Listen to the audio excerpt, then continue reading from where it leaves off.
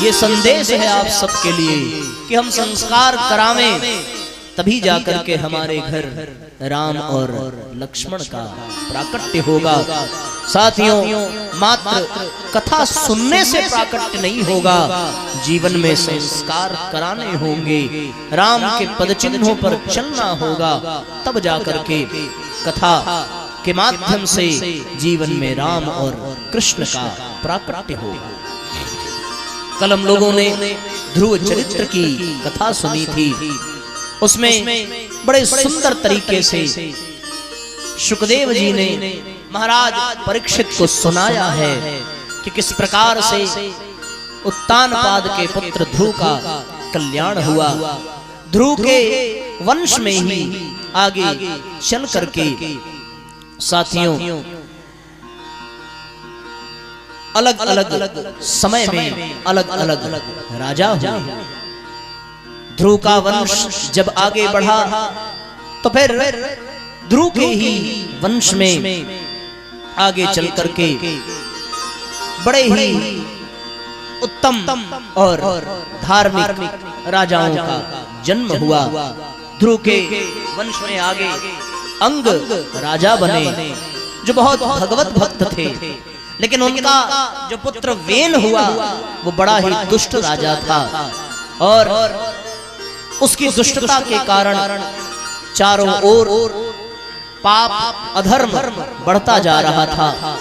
सभी ऋषियों ने मिलकर के वेन का संहार किया है और वेन को मत करके उसकी जंघाओं से उनके पुत्र के रूप में भगवान का ही आवाहन किया और भगवान पृथु के रूप में जन्म लेकर के आए।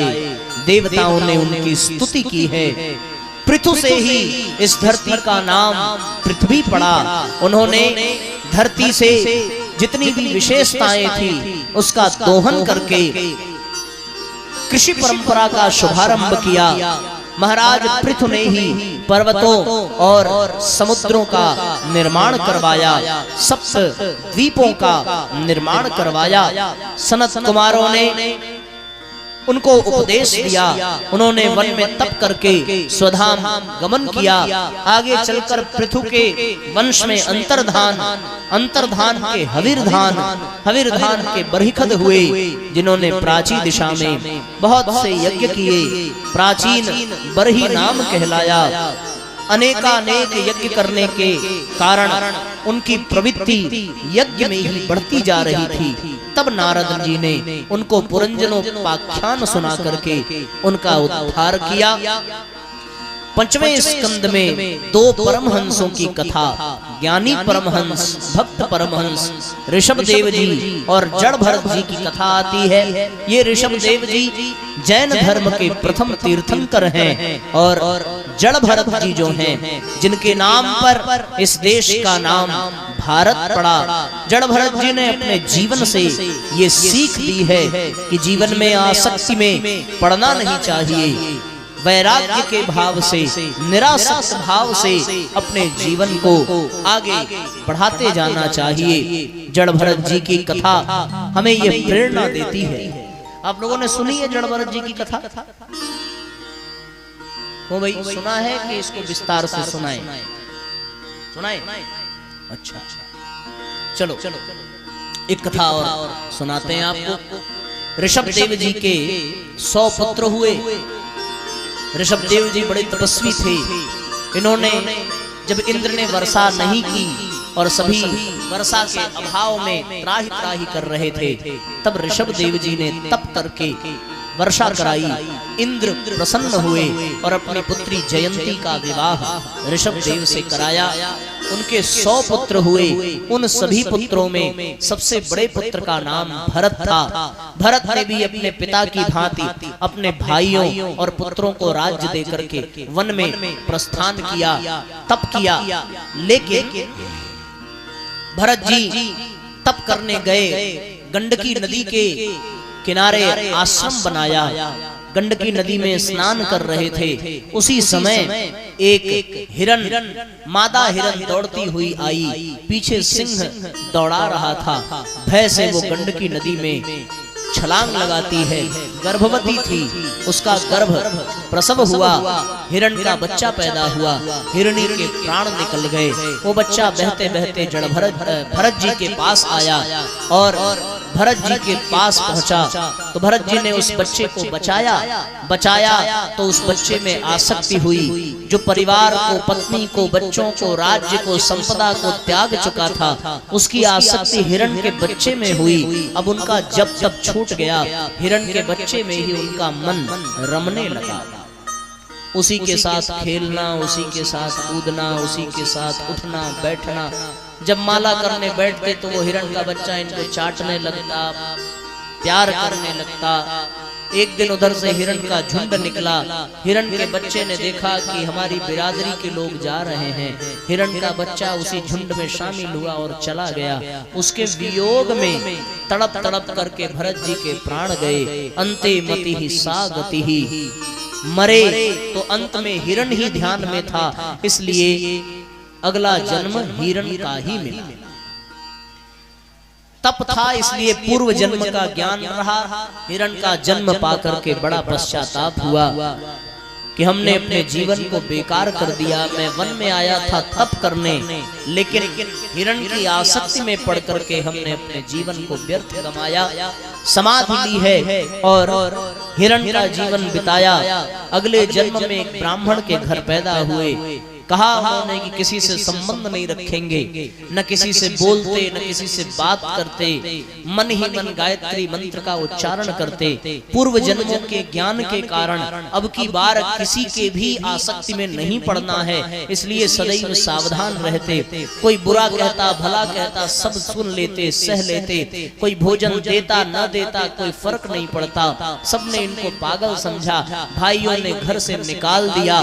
घर से निकले तो वन की ओर प्रस्थान किया। बड़े प्रसन्न हुए कि परिवार ने खुद बाहर कर दिया, अब परिवार की कोई जिम्मेदारी नहीं, अब की बार तप करके जीवन को धन्य बनाऊंगा। रास्ते में राजा की पालकी जा रही थी। उस राजा की पालकी में कुम्हार लगे हुए थे। कुम्हार की तबीयत बिगड़ी तो लोगों ने इन्हीं को पकड़ करके पालकी उठाने के लिए कहा। ब्राह्मण के पुत्र थे, हट्टा कट्टा लंबा चौड़ा शरीर था। शास्त्र कहता है दृष्टिपूतम न्यसेत पादम वस्त्रपूतम जलम पिबेत। दृष्टि से देखकर ही कदम बढ़ाना चाहिए। वन में कीड़े मकोड़े टहल रहे थे, उनके ऊपर पांव न पड़े, इसलिए बड़ी जोर से उछले तो पूरी पालकी उछली। और जैसे ही पालकी उछली वैसे पालकी के भीतर राजा रहुगण बैठे थे, वो बेचारे कूद करके बाहर आ गए, जमीन पर गिरे, बड़े क्रोधित हुए। कौन है जिसने ये दुष्टता की है? किसको अपनी जिंदगी से प्रेम नहीं, मैं उसे अभी मार डालूंगा। आज पहली बार जड़ भरत जी ने उत्तर दिया कि राजन किसको मारोगे, इस शरीर को या मुझे? राजा को एहसास हुआ कि कोई पालकी जोतने वाला व्यक्ति इतना ज्ञानी नहीं हो सकता, अवश्य कोई संत है, कोई महात्मा है। चेहरे पर अभूतपूर्व तेज था। प्रार्थना करने लगे कि मुनिवर, ऋषिवर क्षमा करिए, मैं आपको पहचान न सका, मुझे आत्मज्ञान दीजिए। आत्मज्ञान की शिक्षा दी जड़ भरत जी ने। स्मरण दिलाया कि पिछले जन्म में मैं भरत था और तुम हिरण थे, तुम्हारे ही कारण मुझे आसक्ति के नाते 2 और जन्म लेने पड़े, पर इस जन्म में तुमसे जो स्नेह मिला था उसके बदले आत्मज्ञान तुम्हें दे करके तुम्हारा भी उद्धार हमने किया और खुद भी ध्यान करके अपने जीवन धन्य बने। तो अगर हिरण की आसक्ति हो जाए तो बार बार जन्म लेना पड़ता है, और जब बीवी बच्चे घर परिवार धन दौलत इन सब में आसक्ति हो जाए तो सोचिए कितनी बार चक्कर लगाना पड़ेगा। इसलिए जन्म मरण के बंधन से ऊपर उठना है तो सबसे निरासक्त होकर केवल भगवान के भजन का ही, भगवान के संकीर्तन का ही, श्रेष्ठ आचरण का ही सहारा लेना पड़ेगा, तभी ये जीवन धन्य बनेगा। पंचम स्कंद के अंत में भूगोल, खगोल, राशि चक्र, ज्योतिष, चंद्रमा के 27 नक्षत्रों की कथा, सप्तद्वीपों की कथा, मुख्य मुख्य पर्वतों का वर्णन, सरिताओं का वर्णन, 14 लोक का वर्णन, पाताल के नीचे जो 28 प्रकार के नरक हैं उन नरकों का वर्णन श्रीमद् भागवत में बड़े विस्तार से भगवान वेदव्यास जी ने बताया और सुखदेव जी ने महाराज परीक्षित को सुनाया। छठवें स्कंद में बड़ी सुंदर कथा आती है और वो सुंदर कथा है साथियों अजामिल नाम के डाकू की, कि वो अजामिल बड़ा हत्यारा ब्राह्मण होते हुए भी व्यभिचारी, चोरी करता, डकैती करता, सदैव हिंसात्मक जीवन जीता, मांस भक्षण करता, पराई स्त्रियों से संबंध रखता, वेश्या से विवाह किया, घर में बहुत सारे बच्चे हैं और सबकी हत्या करता। एक दिन उसके गांव में कुछ संत आए। संतों के आगमन पर गांव वालों ने संतों को अजामिल के घर भिक्षा मांगने भेजा। सोचा संत यदि रुष्ट हुए तो अजामिल को श्राप देंगे और वो श्रापित हो जाएगा तो ये गांव अजामिल से बच जाएगा। उनकी चाल ऐसी चली कि संत अजामिल के घर पहुंचे, भिक्षा मांगी। उस समय अजामिल घर में था नहीं। संतों के सामने अजामिल की पत्नी जो वेश्या थी वो आई। उसने कहा भगवान मैं अपवित्र हूँ, आप अन्न लें, स्वयं भोजन बनावें। संतों ने अन्न बनाया, ग्रहण किया। उनके मन में आया कि अन्न के बाद तो दक्षिणा भी लेनी चाहिए, बिना दक्षिणा के अन्न ग्रहण करना उसको यजमान को कोई लाभ मिलेगा नहीं। इसलिए उसके दरवाजे पर फिर गए। अजामिल आ चुका था। संतों ने दक्षिणा मांगी। अजामिल ने कहा दक्षिणा में हम तुम्हें मौत देंगे। पत्नी ने बहुत समझाया, तब अजामिल शांत हुआ। संत ने कहा यदि कुछ नहीं दे सकते तो केवल और केवल एक वचन दो कि तुम्हारे पत्नी के गर्भ में पुत्र पल रहा है, उसका नाम नारायण रखोगे। पूछा संतों ने क्या रखोगे? तो पहले बिना मन से कहने लगा हाँ ठीक है नारायण रखेंगे, अब तुम लोग जाओ। फिर संतों ने पूछा क्या रखोगे? कहा नारायण रखेंगे। फिर पूछा क्या रखोगे? नारायण नारायण नारायण। 3 बार क्रोधित होकर के उसने कहा। संतों ने कहा बस बस काम बन गया। जिस नाम को 3 बार ले लिया जाए उस नाम की दीक्षा हो जाती है। आज से नारायण तुम्हारे लिए गुरु मंत्र बन गया, इसी का जाप करना। बच्चे का नाम नारायण रखना तो तुम्हारा उद्धार होगा। बच्चा पैदा हुआ, पत्नी ने याद दिलाया, नारायण नाम रखा। दिन भर नारायण नारायण बुलाते रहे उस बच्चे का बहाना लेकर के। और बच्चे का बहाना लेकर के नारायण नारायण कहते कहते, भगवान का नाम लेते लेते कुछ कुछ उसके पाप कटने लगे। एक समय आया जब यमराज के दूत सामने खड़े थे, उसको मृत्यु आ चुकी थी। इतने में ही भय के मारे बड़ी जोर से पुकारा नारायण मुझे बचाओ। इतना कहते ही उसका बच्चा नारायण तो नहीं पास में आया, पर नारायण शब्द सुनते ही भगवान नारायण के पार्षद वहां पहुंचे और उन्होंने यमदूतों से कहा अंत समय में इसने भगवान श्री नारायण का नाम लिया है, इसलिए हे यमदूतों अब तुम इसे नहीं ले जा सकते, अब तो इसे बैकुंठ ही ले जाया जाएगा। यमदूतों ने कहा कि भगवान समझिए, समझने का प्रयास करिए, इसने भगवान का नाम नहीं बुलाया, इसने अपने बच्चे को बुलाया है। तो फिर भगवान के पार्षदों ने कहा बताओ पहले भगवान का नाम नारायण पड़ा या इसके बच्चे का नाम नारायण पड़ा? बोले साहब पहले भगवान का नाम नारायण पड़ा।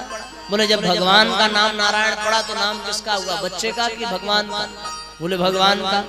बोले लेकिन भाव इसका बच्चे को बुलाने का था। तो फिर भगवान के पार्षदों ने कहा कि बर्फ का भाव करके आग पर पैर रखोगे तो नहीं जलोगे। सोच के देखो जरा कि भाव हो कि हम बर्फ का अनुभव कर रहे हैं और रखा पैर आग पे तो जलोगे कि नहीं जलोगे? बोले हाँ साहब बिल्कुल जलेंगे। बोले फिर भाव तो बर्फ का था लेकिन जले क्यों? उसी प्रकार भाव चाहे जो भी हो। फिर गोस्वामी तुलसीदास जी ने कहा, भाव को भाव अलख आलस हूँ, नाम जपत मंगल दिसिदस हूँ, नाम जपत मंगल दिसिदस हूँ।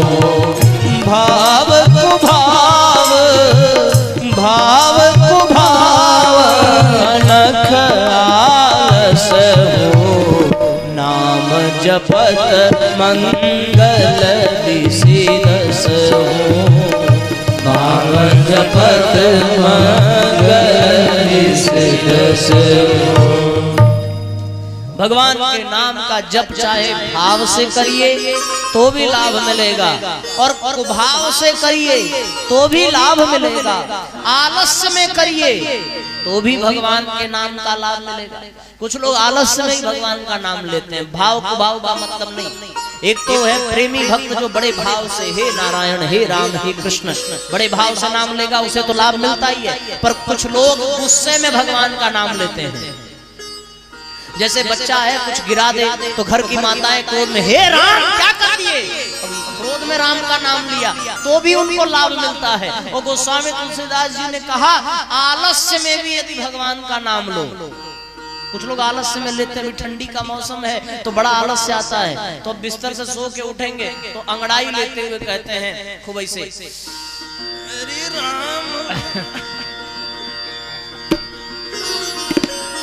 नहीं ऐसे लेते हैं ना, आलस्य में मन नहीं है भगवान का नाम लेने का, लेकिन राम हो रे ऐसे करते हैं तो मुंह से राम निकलता है, बस कल्याण हो गया। गोस्वामी जी के अनुसार, हम ये नहीं कह रहे हैं, उन्होंने लिखा है तो कुछ सोच के ही लिखा होगा। अनक आलस हूँ, नाम जपत मंगल दिसिदस हूँ। भगवान का नाम जपने से हमेशा मंगल ही मंगल होता है। इसलिए भैया कुछ भी हो, मुख में केवल और केवल नाम, राम का नाम होना चाहिए, बस इतनी सी बात। सीताराम सीताराम सीताराम कहिए, सीताराम सीताराम सीताराम कहिए, सीताराम सीताराम सीताराम कहिए, सीताराम सीताराम सीताराम कहिए। यही विधि राखे राम ताहि विधि रहिए, यही विधि राखे राम ताहि विधि रहिए। दोनों हाथ ऊपर उठा करके एक साथ तालियां बजाते हुए राम का नाम रखिए मुंह में। सीताराम कहिए, सीताराम सीताराम सीताराम कहिए।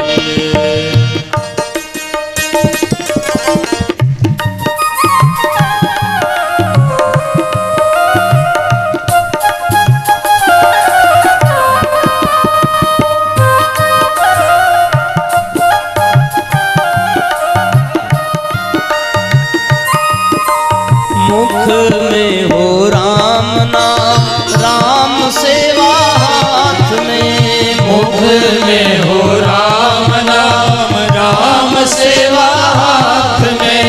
तू अकेला नहीं प्यारे राम तेरे साथ में, तू अकेला नहीं प्यारे राम तेरे साथ में।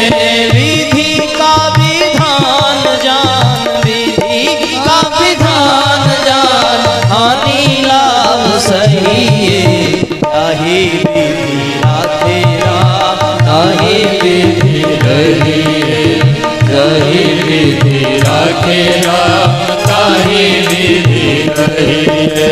जय हो।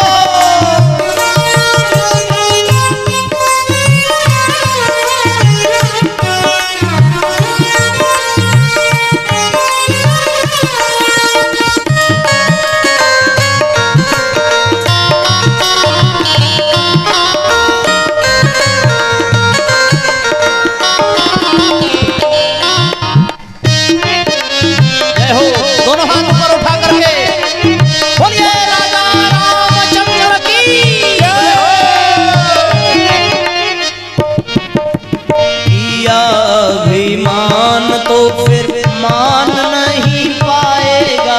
किया अभिमान तो फिर मान नहीं पाएगा। होगा प्यारे वही जो श्री राम जी को भाएगा। होगा प्यारे वही जो श्री राम जी को भाएगा। फल आशा त्याग शुभ फल आशा त्याग शुभ काम करते रहिए। वही विधि राखेरा वही विधि रहिए। जही विधि राखेरा वही विधि रहिए। सीताराम सीताराम सीताराम कहिए। सीताराम सीताराम सीताराम कहिए। हो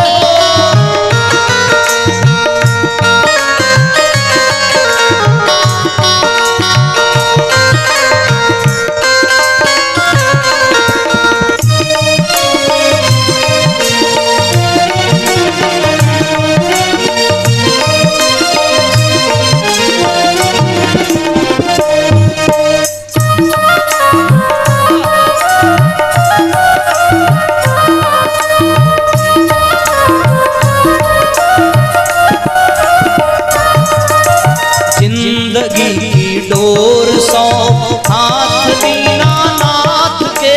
जिंदगी के डोर सोर हाथ दीनानाथ के। महलों में राखे चाहे झोपड़ी में वास दे। महलों में राखे चाहे झोपड़ी में वास दे। धन्यवाद निर्विवाद धन्यवाद निर्विवाद राम राम कहिए। ताही विधि राखेरा ताही विधि। जाही विधि राखेरा ताही विधि रहिए। सीताराम सीताराम सीताराम कहिए। हो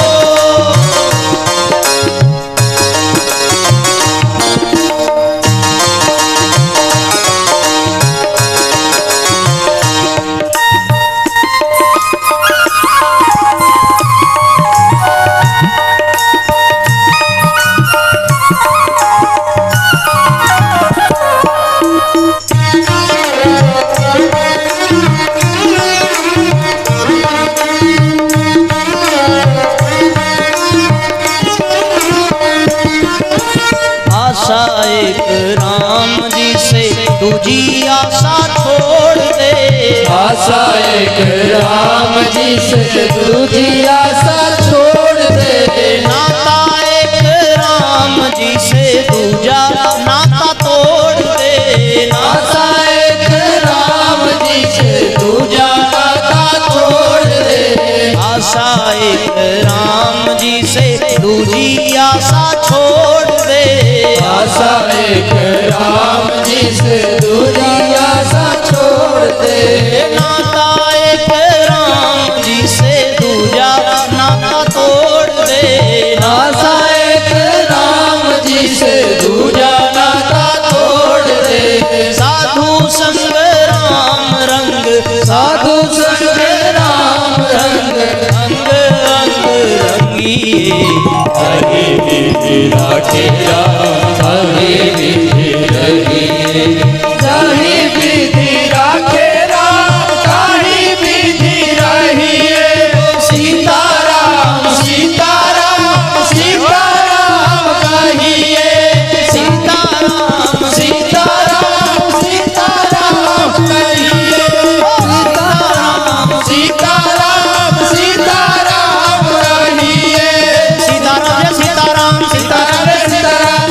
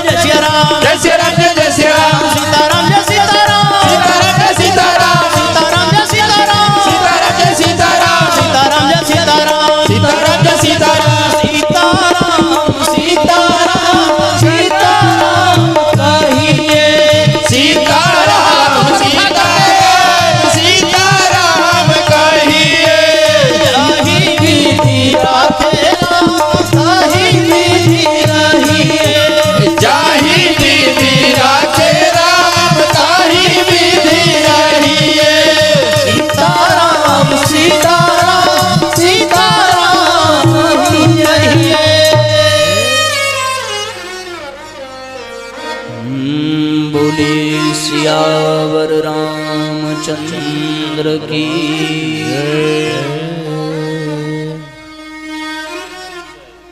तो भैया नित्य निरंतर भगवान के नाम का संकीर्तन करते रहिए।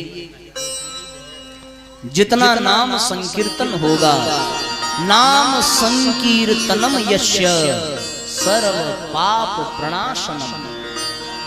नाम का संकीर्तन करने से सारे पाप मिट जाते हैं। प्रणामो दुख शमनस्तम नमामि हरिं परम। भगवान का नाम रटते रटते भगवान का धाम मिल जाता है। होता है ना, देखो जब लोग घर से बाजार जाते हैं और कुछ कुछ सामान लेकर के आना हो, तो कुछ लोगों को ऐसा दिक्कत होती है कि मतलब घर पे सामान किसी ने बता दिया, बाजार गए और वहां पहुंचे तो भूल गए। एक आदमी था ऐसे ही, उसको बड़ी समस्या, बेचारा घर से सिखा पढ़ा करके भेजा जाता कि ये चीज लेकर के आइए। अच्छा, उसको लिख करके भी नहीं दे सकते थे क्योंकि वो पढ़ा लिखा नहीं था। तो घर वालों ने कहा कि आपको हम बोल दे रहे, रास्ते पर रटते रटते जाइएगा। अब उसको बोल दिया कि भाई आलू ले आना है। अब घर से ही निकला तो आलू आलू आलू आलू आलू आलू आलू ऐसे रटते जाए। अब रास्ते में आलू आलू करता जा रहा था, इतने में किसी ने जोर से चिल्लाया, अरे पीछे भालू। बस आलू भूल। अब लगा सोच आलू। फिर उसके बाद वहीं खड़े होकर के सोचने लगा। एक आदमी आया, बोले भैया क्यों परेशान हो, क्या ढूंढ रहे हो? अरे हम कुछ घर से लेने चले थे, हमें पता चला था, हम याद किए थे लेकिन भूल गया। कहाँ भूला? बोले यहीं भूला। अब वो भी लगा ढूंढने, कहाँ भूला? यहीं भूला। क्या भूला? यही तो नहीं पता। और इतने में उस आदमी ने कहा कि भैया तुम्हारे ढूंढने के चक्कर में तो हमारा बहुत समय बर्बाद होगा। हमें हमारी मालकिन ने कहा है आलू लाने के लिए, हम जा रहे हैं। अरे यार यही तो कब से मैं सोच रहा था, यही तो भूला था। क्या आलू? आलू आलू करते फिर दुकान पे पहुंचा। तो जिसका नाम लेते जाओगे वो उस स्थान पर आपको पहुंचा देगा। अब आलू आलू रटते जाओगे तो हॉस्पिटल थोड़ी चले जाओगे या मेडिकल स्टोर पे थोड़ी जाओगे। आलू लेना है तो सब्जी की दुकान पर न जाएंगे कि दवाई की दुकान पे जाके कहेंगे भैया 5 किलो आलू दे दीजिए। दवाई देने वाला आलू देगा, वो पागल खाने में जो दवाइयां चलती हैं वो देगा कि पगला गया है, मेडिकल स्टोर पे आलू मांगने आया है। तो इसलिए आलू आलू रटते रटते आप आलू के ही पास जाएंगे। उसी तरह राम राम रटते रटते कहाँ जाएंगे? राम के पास जाएंगे।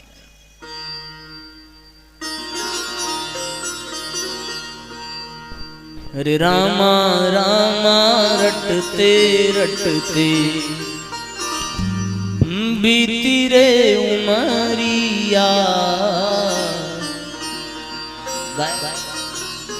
अरे बहुत भजन हो गया, चलो कथा आगे बढ़ाते हैं, समय बड़ा कम है। तो अरे तरी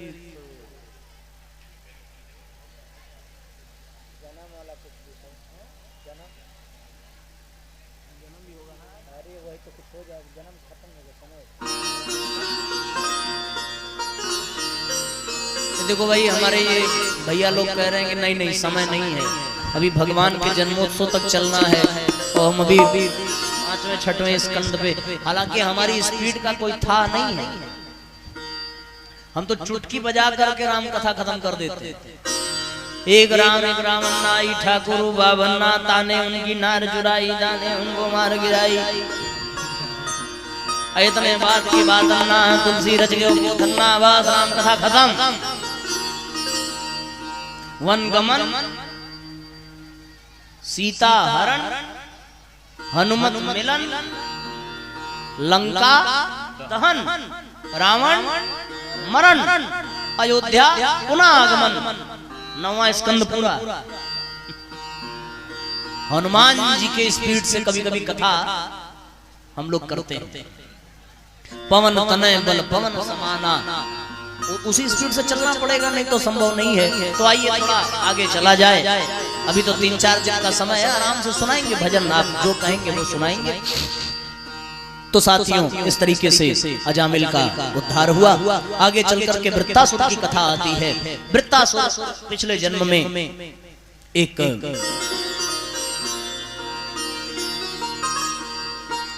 गंधर्व था, पार्वती जी ने उसे श्राप दिया, वो असुर बना और वृत्तासुर ने इंद्र को मारने का प्रयत्न किया।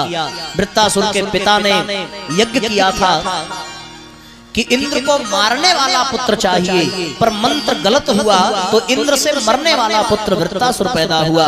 वृत्तासुर भगवान का बड़ा भक्त था, उसने भगवान की स्तुति की है और भगवान की स्तुति करके भगवान में ही विलीन हुआ। आगे हिरण्यकश्यप की कथा आती है कि हिरण्यकश्यप के घर में प्रहलाद पुत्र बन करके आए। उसने बड़ा प्रताड़ित किया है प्रहलाद को, अपने गुरु के आश्रम में भेजा प्रहलाद को। प्रहलाद से पूछा क्या शिक्षा लेकर के आए हो? प्रहलाद ने कहा कि श्रवणम कीर्तनम यस्य स्मरणम श्रवणम कीर्तनम विष्णोः स्मरणम पाद सेवनम अर्चनम वंदनम दास्यम सख्यम आत्मनिवेदनम। हे पिताश्री, श्रवण कीर्तन भगवान विष्णु का स्मरण और उनका पाद सेवन, उनके चरणों की सेवा करना ही सबसे बड़ी भक्ति है। नवधा भक्ति का गान किया है। हिरण्यकश्यप को बड़ा क्रोध आया कि तू मेरा पुत्र होकर के मेरे शत्रु की बखान करता है, तुझे मैं मार डालूंगा। बड़ा धमकाया, बड़ा डराया, पर प्रहलाद को कोई फर्क नहीं पड़ा। जेल में डाला, हथियार से प्रहार किया, भोजन देना बंद किया, खाई में गिराया, अपनी बहन होलिका को माध्यम बना करके अग्नि में जलाया। पर जाको राखे साइया मार सके ना कोई, बाल न बांका कर सके चाहे जग बैरी होए। अंत में ऊब करके प्रहलाद को डांटते हुए हिरण्यकश्यप ने पूछा कि बता तेरा विष्णु कहाँ है? प्रहलाद ने कहा कहाँ नहीं है। पूछा इस खंभे में भी है? प्रहलाद ने उत्तर दिया क्या ये खंभा इस संसार से बाहर है? अवश्य कण कण में व्याप्त है। गदा उठाई, जोर से प्रहार किया, खंभा टूट गया। खंभा के टूटते ही सिंह जैसी गर्जना हुई। दहाड़ लगाते हुए भगवान का एक और अवतार हुआ, नरसिंह अवतार। बोलिए नरसिंह भगवान की जय। हिरण्यकश्यप को पकड़ा है, अपनी गोद में उठाया, स्मरण दिलाया कि हिरण्यकश्यप तूने ब्रह्मा से वरदान मांगा था, न रात में मरूं न दिन में मरूं, तुझे दोपहर में मार रहा हूं, न घर में मरूं न बाहर, तुझे चौखट पे मार रहा हूं, न धरती पर न आसमान में, तुझे अपनी गोद में बिठा कर मार रहा हूं, न देव से न दानव से न मानव से, मैं पशु और मानव दोनों हूं, नर और सिंह का सम्मिश्रण बन करके आया हूं, न अस्त्र से मरूं न शस्त्र से, देख तुझे मैं अपने हाथों के नाखूनों से मार रहा हूं। हिरण्यकश्यप के पेट में नाखूनों को धसाया, चीर करके भगवान ने रख दिया, हिरण्यकश्यप का उद्धार किया। बोलिए भक्तवत्सल भगवान की जय। भगवान ने प्रहलाद का राज्याभिषेक किया, प्रहलाद का उद्धार किया। आगे चल करके प्रहलाद के वंश में महाराज बलि हुए और महाराज बलि ने 99 अश्वमेध यज्ञ किए। अश्वमेध यज्ञ 100 अगर कर लेते तो उनको इंद्र का राज्य मिल जाता, स्वर्ग के राजा बनते।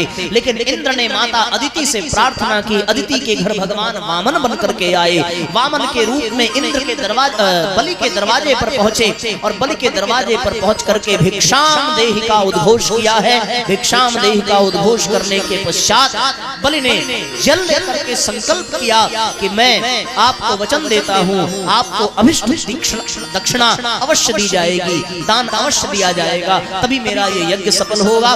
बलि के गुरु शुक्राचार्य ने कहा कि ये छलिया विष्णु है, विष्णु मांगने आया है। बलि ने कहा कि गुरुदेव, सच्चा गुरु वो होता है जो भगवान के पास ले जाता है, आप तो हमें विष्णु से दूर कर रहे हैं। अगर तीनों लोकों का स्वामी ही मांगने आया है तो मुझसे बड़ा सौभाग्यशाली और कौन होगा? अब तो मैं अवश्य ही दूंगा। कहिए प्रभु आपको क्या चाहिए? भगवान वामन ने कहा कि मेरे पग से से 3 पग धरती मात्र चाहता हूँ। वचन दिया बलि ने, भगवान ने विराट रूप धारण किया है।